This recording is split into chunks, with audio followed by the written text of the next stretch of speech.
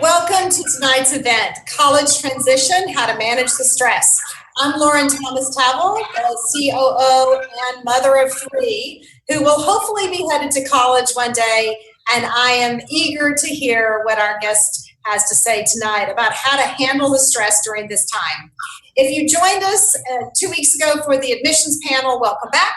If you're brand new to this, thank you for joining, and I hope that you find this helpful, and we're excited to have you. So it's my pleasure to introduce our expert guest this evening, and we look forward to a great discussion with Ali Hoke. She is a licensed professional and nationally board certified counselor. She holds a master's degree in professional counseling and currently works in counseling groups supporting kids and teens and families as they work through all of life's events. So a few housekeeping points before we get started. This session will be about 45 minutes to an hour long, and we'll be taking questions throughout. So thanks to all of you who submitted in advance, and please feel free to continue to ask questions.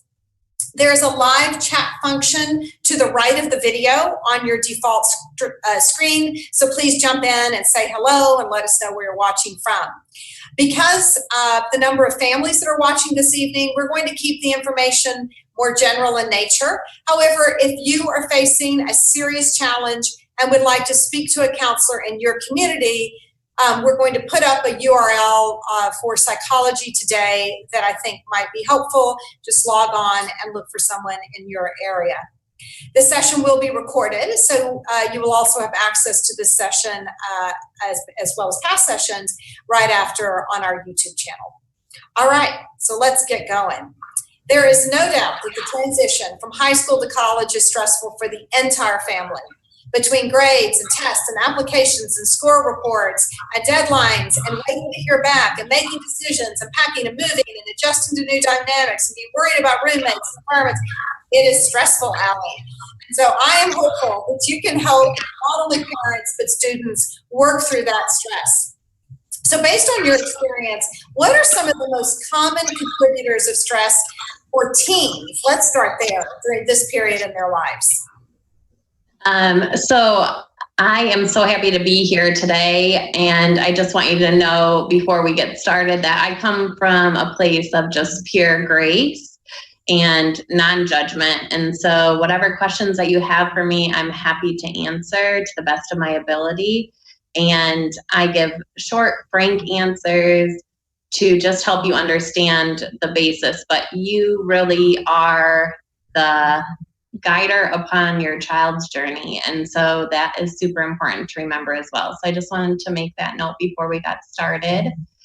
As you probably already know, peers are super big stressors in your child's life, and those relationships are very important to them, along with leaving the safety and security that you've provided for them. And just starting something new on their own, it's their first real adult task. So those are all things that teens are especially leery of during this time. Yeah, that's absolutely true. For all of the social environment is part of the stress, but there's also so many academic expectations that a teen is experiencing at this moment in time, going from high school to college. How would you give some advice on how to react to that and how to help the teen sort of get through that part? So I would just honestly say that you as a parent have a really, really beautiful role in this, as you have been their sounding board for everything. And the more that you guide them through life and provide that safe space for them, the easier it becomes for them to transition. So your role now really changes from that of advice giver and doer to just sounding board and listener. And so I think just as parents, it's important to remember that we need to send them out securely and be able to receive them back too. You know, Ali, you mentioned how important it is to listen, and I know you do a lot of that in the work you do. Are there some tips that you could share with parents? Because I'm sure if they're anything like me, when I'm trying to listen, my my heart is going fast and I'm thinking, oh my gosh, how do I handle this? What are some tips that you could give parents on how to be really good listeners at this time? I think that you said something that's super important, and that is just that you're aware of your nervous system first. That's your good indicator. And that you just take the time to listen to your body and what it's telling you. So if you're going, like you said, a mile a minute and your heart is beating super fast, just know that you need to take a minute to slow down and just breathe through it. Our first reaction as a listener is to listen with the necessary, like, we have to come back. So we have to say something, we have to do something. But the beauty in this process is that you actually do not have to do that. So listening without having to respond is hard, and you have to practice.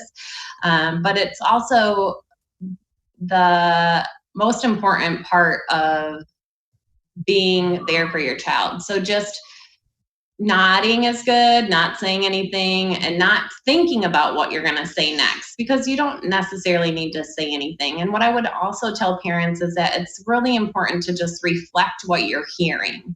So not interject your own thoughts or opinions, rather just, wow, that sounds like it would be super scary, or it sounds like you're really frustrated right now. So in that reflecting feeling, like, you have the place to just allow them to be exactly who they are. And the cool thing about teens that I really love is if you get the feeling wrong, they're going to let you know. So you'd be like, wow, you sound really sad about that. I'm not sad, I'm mad. Okay, well, let's go with that. Like, can you explain to me how you're mad and what you're mad about? So I think just being there, being present, slowing your body down, and just being available to listen fully and wholeheartedly while reflecting feeling is super important. Those are great pointers. And I think you use the word being present. That is like such an important part of it, is putting anything down that you're working on, or any iPhones and all that kind of thing, just putting it aside and really listening and engaging. So thank you for that advice. What is your best advice for the summer? I mean, we're in the summer months now, and families are planning for lots of things, but also for preparing this transition to college. What are some of the things that parents should be thinking about in the summertime?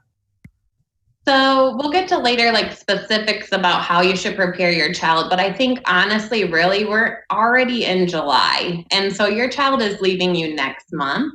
And so the time that you spend with them now should really honestly just be in relationship with them. So finding out what they're into and stepping outside of your comfort zone and really exploring that with him.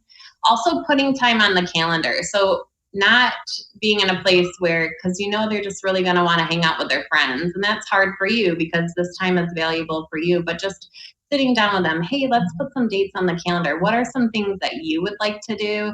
Another really cool thing I like to challenge parents to do is take your children back to some of those childhood memories, the ones that you remember the most and the ones that they remember the most, because your stories will be completely different, but you share that base feeling of just like happiness and love. And so really spending this time being in communication with them, allowing them to spend time with their friends, but then being completely present with them and just allowing yourself to rejoin them in those childhood memories. Just make it a time of happiness and joy, because the more stress you place on them in the last month, they're not going to remember that. They're going to remember the things and the opportunities you allowed them to be exactly who they were at that present moment, and just love them where they were.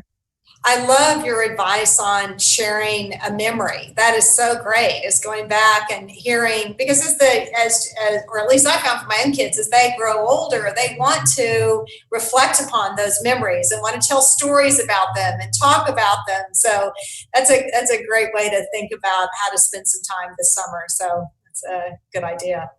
So what are some of the biggest financial stressors that families and students are facing, and how can they sort of understand them and know how to deal with them? So I think that the hardest thing, and I remember this even as myself, as like a teen going into college, it's about having really honest conversations about money. knowing how much is there, knowing what the money is allotted for, and knowing the resources that are available to them. So if you need to supplement them with, if they need to get a part-time job, and or if I give you X amount of dollars for the week, that really needs to last you for the week.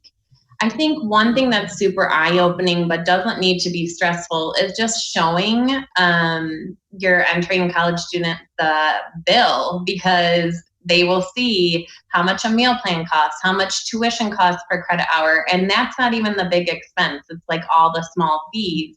So just broken down, like this is how much you have for food, we're allowing this much for entertainment, and these are the actual costs of things, so that they are aware of that. I think a lot of times parents have trouble talking about finances with their children, but the truth is you worked really hard to get them to this place, right? And they need to understand that money does not just come, and they need to be respectful of that boundary that you place. So. Yeah, that's good advice. For the families that are having a hard time getting into that conversation, is there a good conversation starter that you would suggest?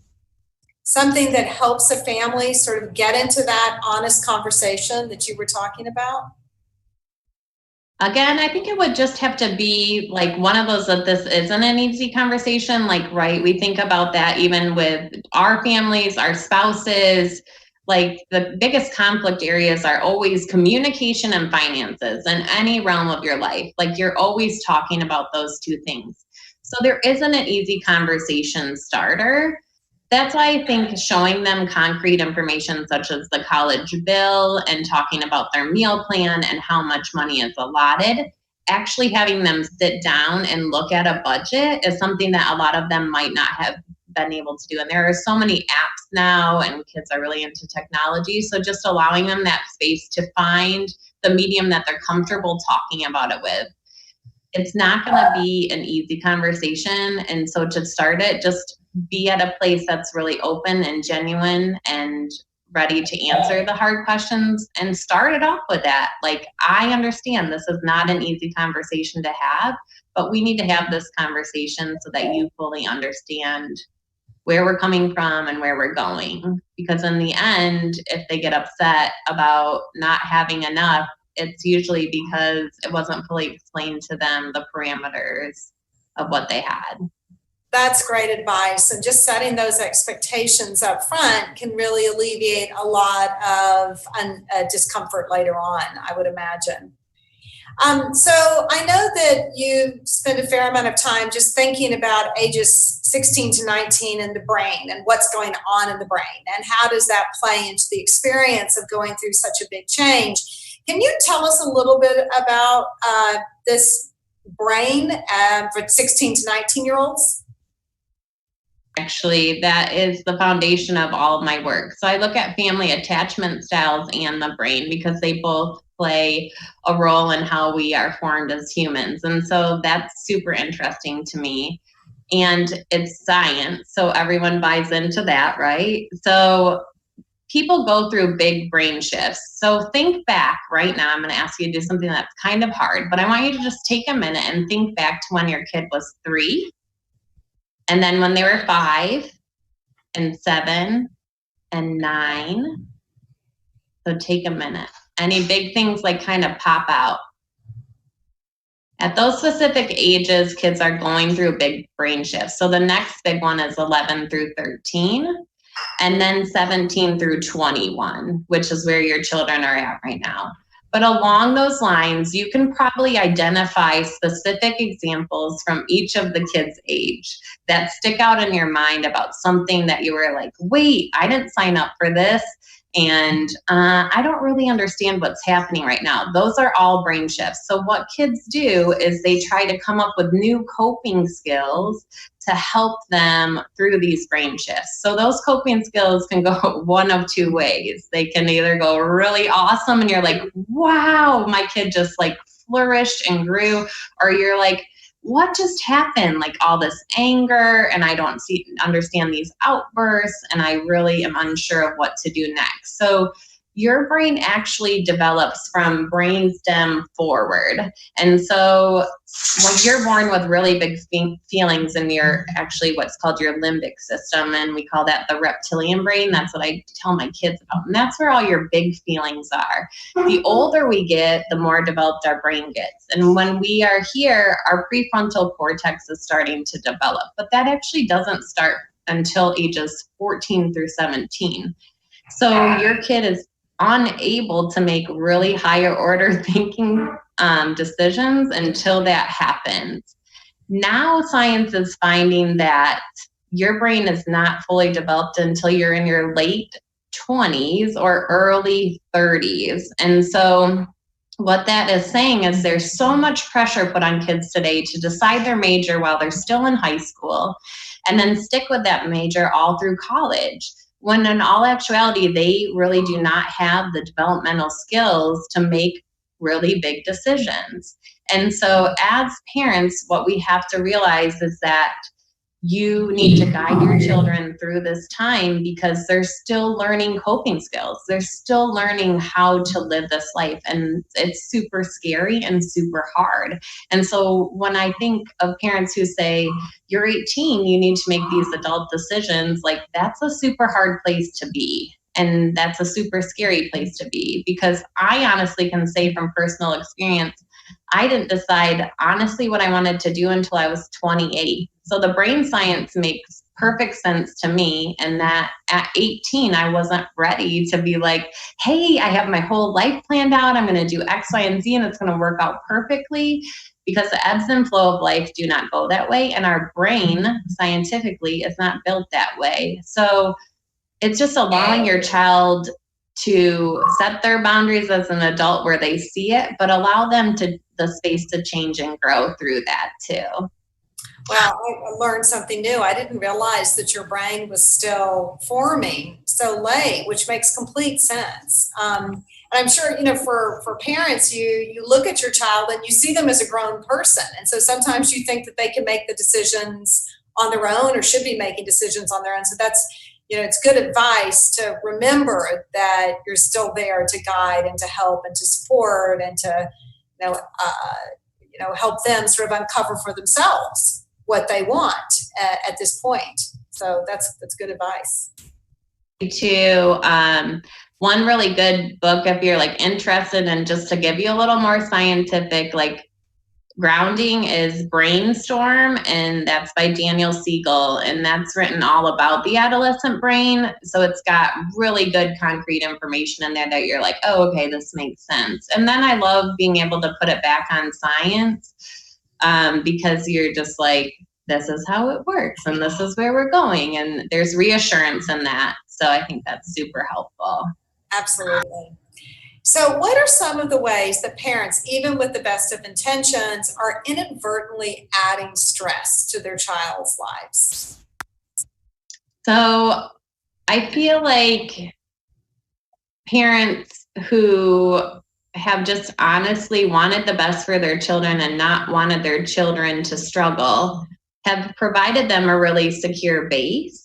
But at the same time, if we've done everything for our children and now we send them out without the foundations of being able to solve problems on their own and or knowing how to do their laundry and cook their own food and things like that, when we don't prepare them with the necessary skills to go into college, that's super stressful because it's a pure culture shock to them. And so I think that parents stress kids out by continuing to do that, continuing to kind of try to do what's best for the kid, but not allow them their space to make mistakes and grow. Yeah, I can see that. And as a parent, it is hard to know exactly the right time to pull back and allow somebody to fail, and when to swoop in and, sort of pick them back up. So it's a delicate balance to try to figure out as a parent, isn't it? It's sometimes not as clear. We were talking about earlier, if they came with instruction, it would be a whole lot better. But they don't. So we have to figure it out, and each child is different, or at least my three are completely different. So, yeah. So the transition is tough on parents too. It's not only tough on the teen, but it's really tough on parents who are also going through a change. So what seems to be the most common contributor to the stress for parents? So I think it's double-sided, right? Like, it's the ability to let them go. Right. And to not do everything for them, and to allow them the space to make mistakes and come back. It's the ability to not fix it. So I think that that's super stressful and super hard, right? Also, your child is like leaving you, and you don't know what the outcome of that will be. You don't know what that will look like. And that's a scary place to be. And finances. So I think just continuing to have those open, honest conversations are really, truly important. It is a stressful time. But again, like we talked about in the beginning, open, honest conversation starts with you being able to regulate your nervous system to be able to hear and to be able to communicate with your child about what you're experiencing and what you're feeling, and also about what they're experiencing and feeling as well. Would you advise parents to be, in the spirit of honesty, to be very honest about how they're feeling in terms of, you could say, I'm feeling a little stressed about a lot, letting go, or, do you, in your communication with your child, and some communication techniques maybe around how to have some of that honest conversation that goes both ways, as you would say, the double-sided? So I think that this is a really, really delicate balance too, because when we are angry or upset or sad or having any really big feelings, we are literally stuck in that limbic system, in our downstairs brain, in our reptilian brain.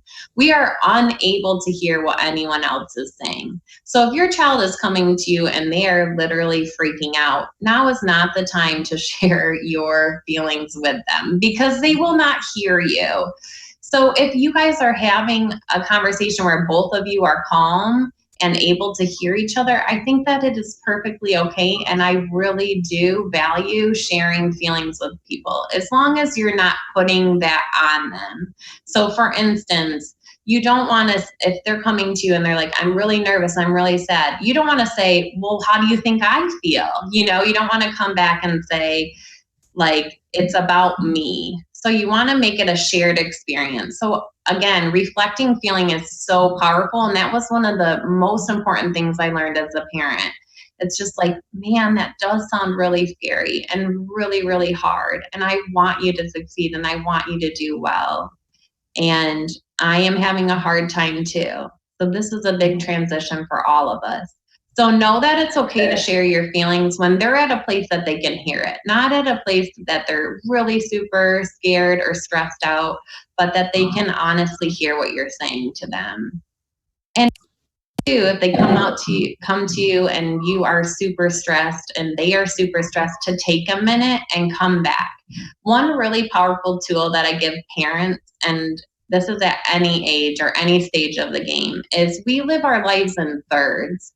And so I say we are living 30% in relationship. That's where we want to be, in relationship with our children, with our spouse, with anyone. We live 30% in rupture. And so what that means is that's conflict, okay? We don't ever cause a conflict, right? So I don't say to my kid, oh my gosh, we're having a 50% day. We're really in relationship. We're doing awesome. Let's fight. We never say that. But we know that ruptures like naturally occur. And so it's in that 30% that we allow the rupture to happen, but we allow space to come back. And then the last 30% is living in repair. And so in that repair is where we process with our children. When you're both able to hear, right? Our prefrontal cortex is activated, and we're not in our limbic system, and we are able to hear each other. And so it's important in any relationship to follow that cycle. A lot of times parents are just like, what just happened? We just had a big fight. Let's sweep it under the rug. It's they're going to know that you're there building a support with them if you come back and do that repair piece. So like in that moment, you were really stressed out and upset. And so let's talk about some of the things that were said then and allow them the space to do that. So I think that there is a time and place to share feeling with each other, but remember that you're the adult. Allow them plenty of space to have their feelings if they're big or small, and just be there. So when in doubt, if you're like, should I tell them how I'm feeling? You probably maybe at that time should not. Okay.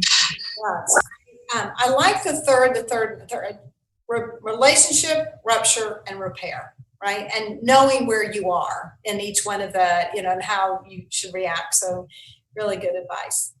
So when a child turns 18, there are other things that change, right? So how does the role of the parent change when that magical 18 is hit?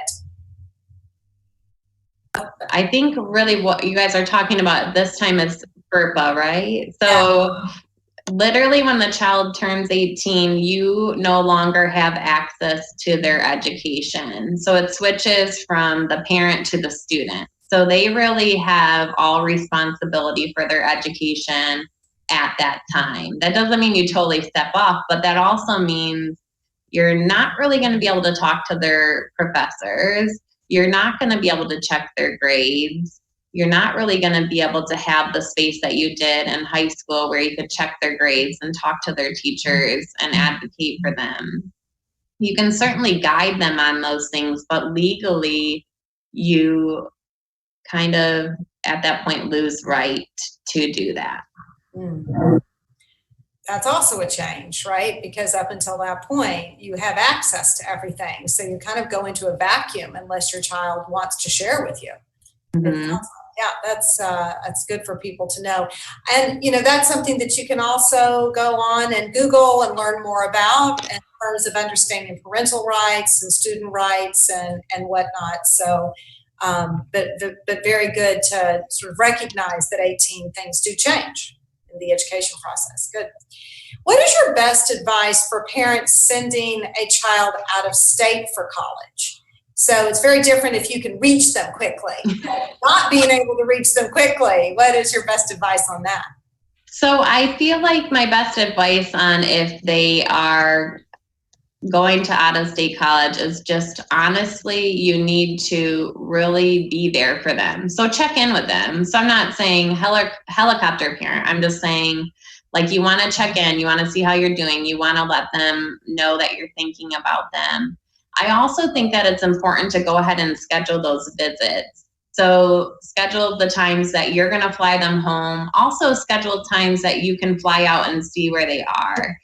This is where I have like a little bit of, and we'll talk about this a little bit later, but I feel like you also kind of need to know your kids' friends. So any opportunity you have to do that, take that opportunity. Be gentle and kind and understand their boundaries and not allowing them in. But those are going to be the people that if you get in contact with them and get to know them and understand them and are talking about them on a first name basis, they're going to be kind of your go-to people. So if something's wrong and the friends feel comfortable reaching out to you, they will do that.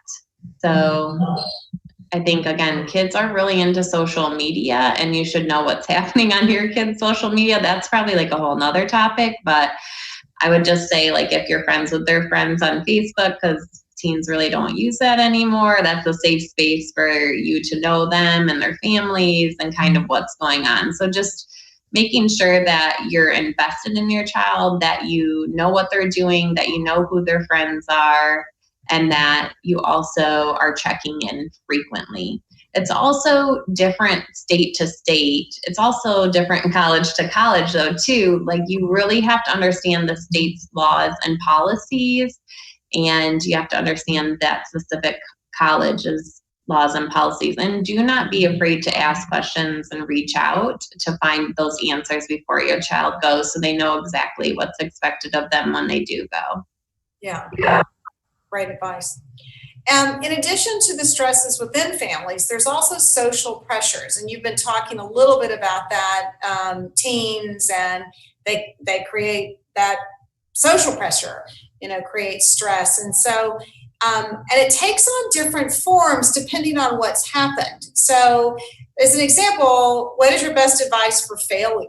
What if you've set your hopes and dreams and your child's hopes and dreams and it didn't come through? How is the best way to handle something like failure? Whatever form that takes. Yes, and I think that that's kind of general just in any stage, again, of parenting, and I would give the same advice to anyone. So basically what you want to do as a parent is your end goal is to create a secure base. So we all want a secure base because what we're going to do is we're going to send our child out. And we don't want a child that's afraid to go out. We want a child that's ready to explore the world. We want them to be able to be super curious about that.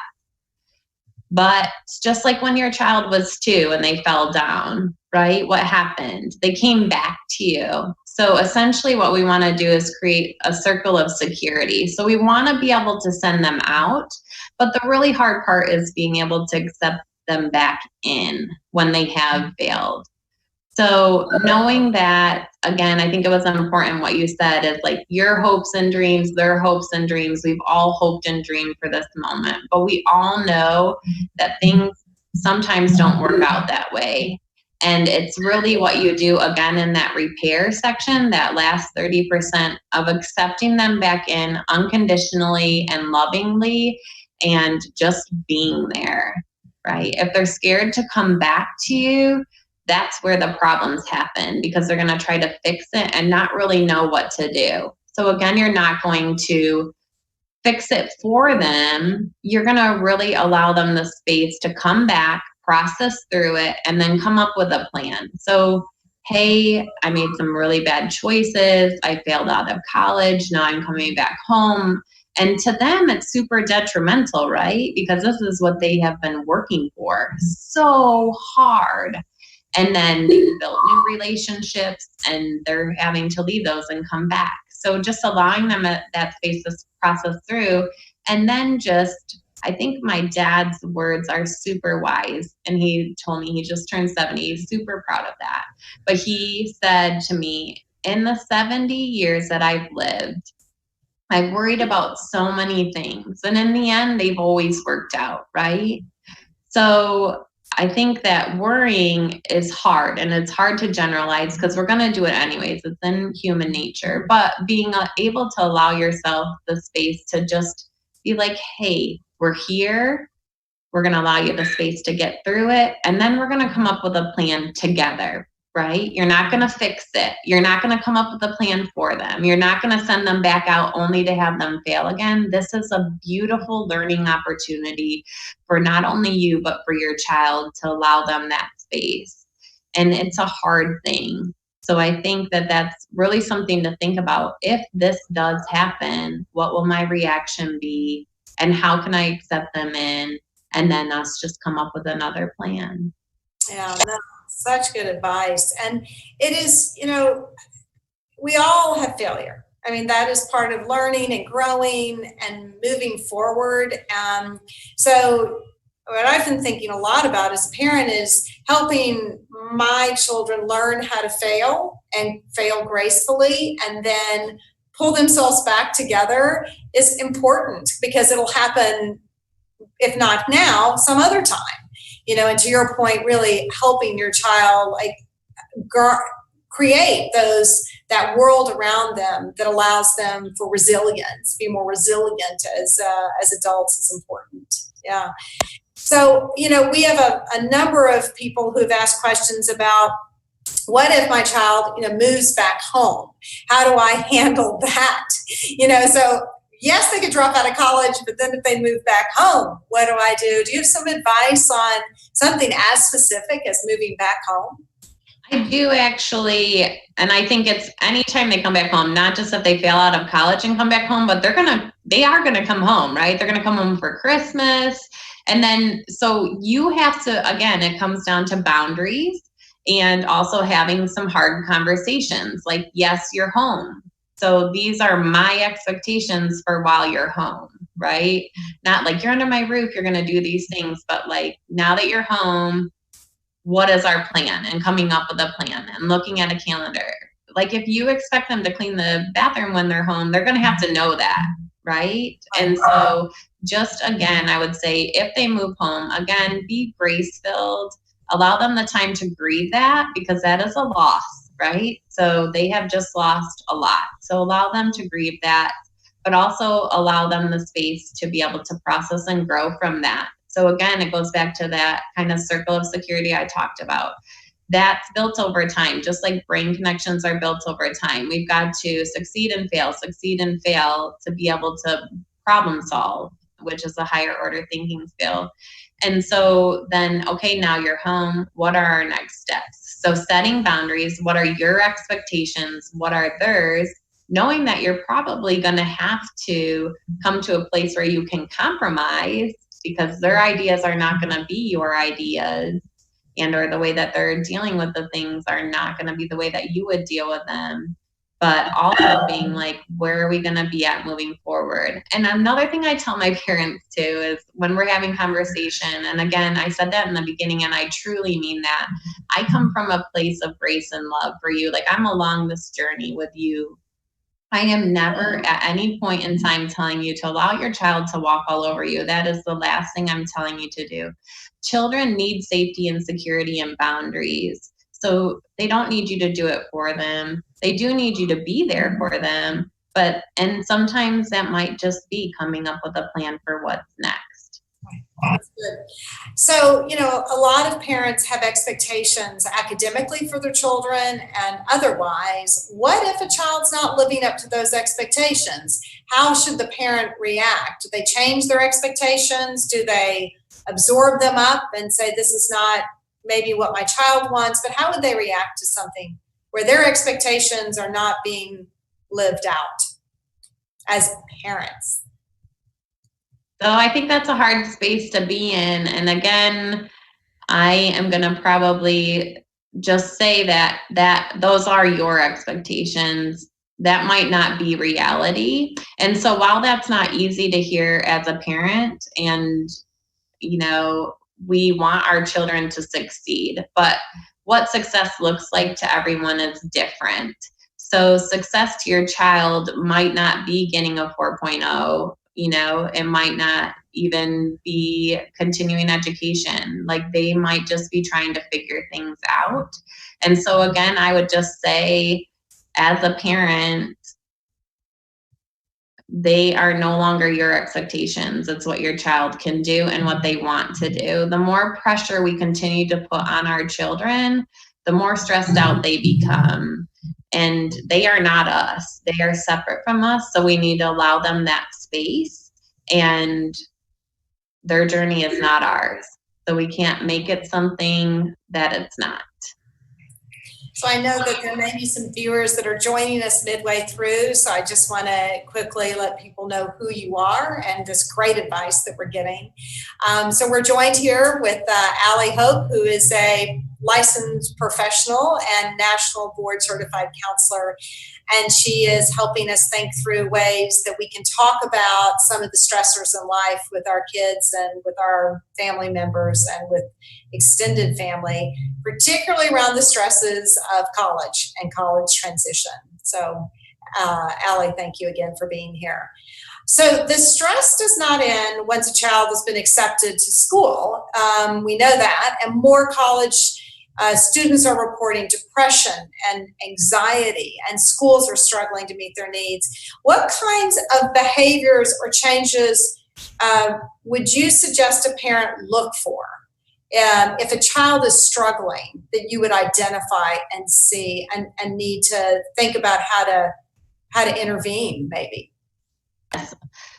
This is a wonderful question, one that I'm like super passionate about. So I think it's super important, and I come again from like a little bit looking more at attachment, but it's important that you just know your family history. So if your family history does have a line of mental illness on either side, it's already a good indicator to be looking out for those things, because just as our genes are passed down, those things are passed down as well. I would say that treatment at the earliest sign of depression or anxiety are really helpful. And so I would say to just look for signs like, is your student overwhelmed? Like every time they talk to you, are they talking about that? Are they talking about the expectations? Are they talking about the pressures? Are they talking about they don't know how they're going to do that? That's definitely super important to look out for. And then just stressors. So like, did they get in a bad relationship to start off with? Are they skipping classes? Are they failing classes? Are they having trouble with their roommates? Like all of those things. Because again, remember, peer relationships are super important. So if any loss of any of those things are happening, that's a good indicator to look for.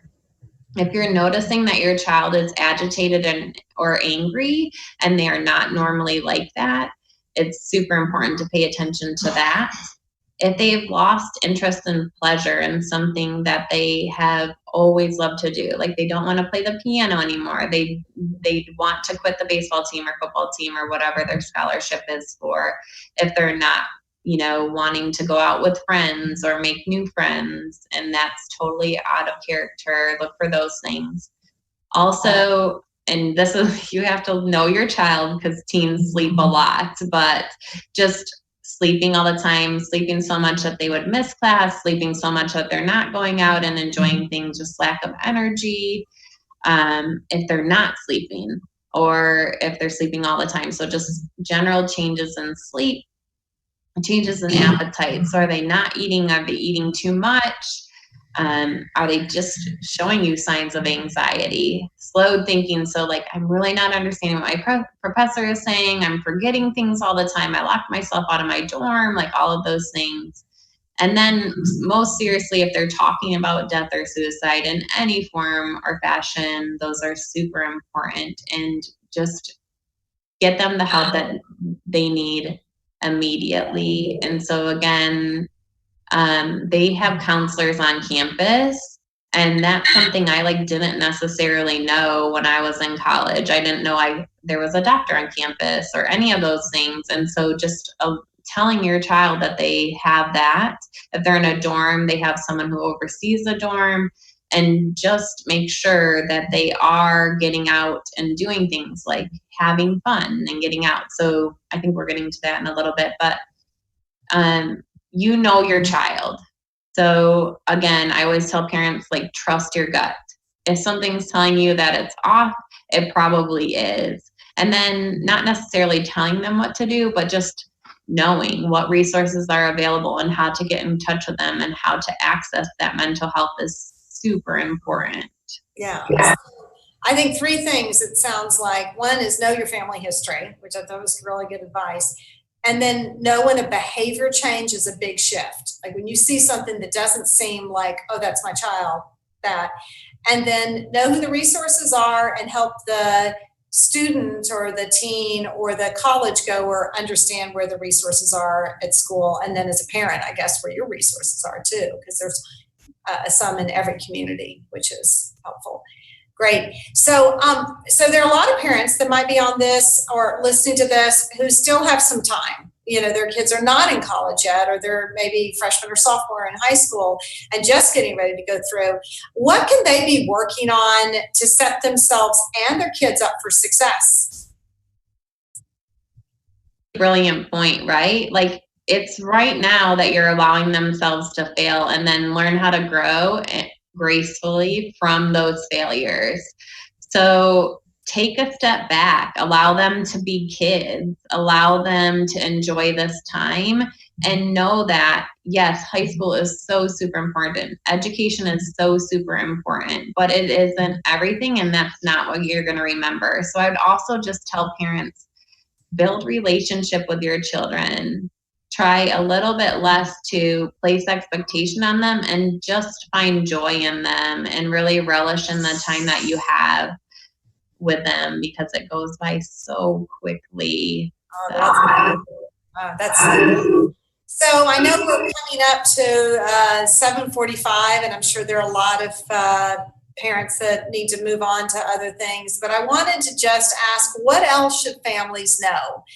What that we've not covered that you could help us think about?